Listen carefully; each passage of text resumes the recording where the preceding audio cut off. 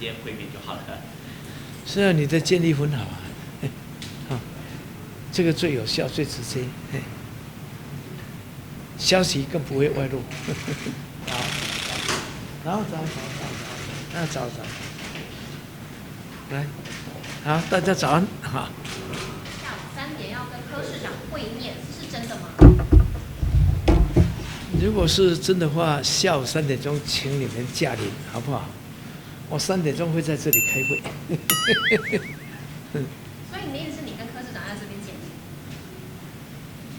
面？我这样讲你们不清楚吗？他怎么可能在这里？不可能的嘛，哈。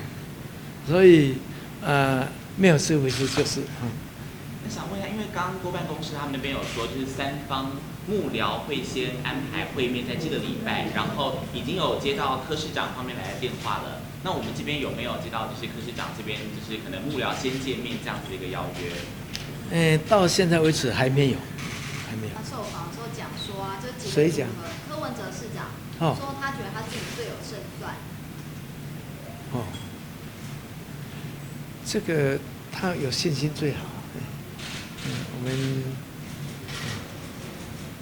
这个要跟3个人比的了，要先跟民进党跟国民党比，是不是还有其他指挥所？也不知道。那有这个信心是最重要。好。院长怎么看那个韩国瑜市长昨天就是被那个有色主委形容为那个爱打麻将的这种状况？这个我没有在现场，我不晓得他讲的内容怎么样。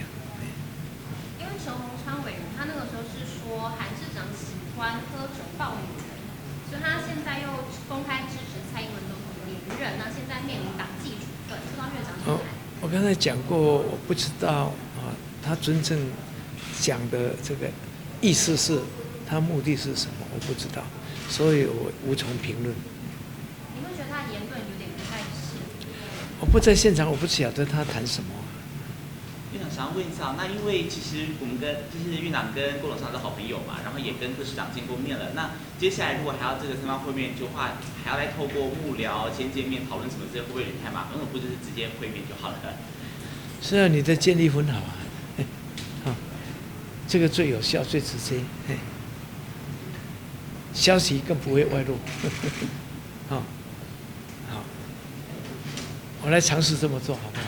那如果3个人直接会面的话，可能会谈哪一些方向的问题呢？或者会讨论怎么样的一个议题？都还没有这个谈到说3个人要见面的事，所以现在讲这个都是言之过早。那最近几天有可能在跟郭董在会面？只要有必要。好了哈，谢谢了哈，谢谢，好，谢谢。 OK。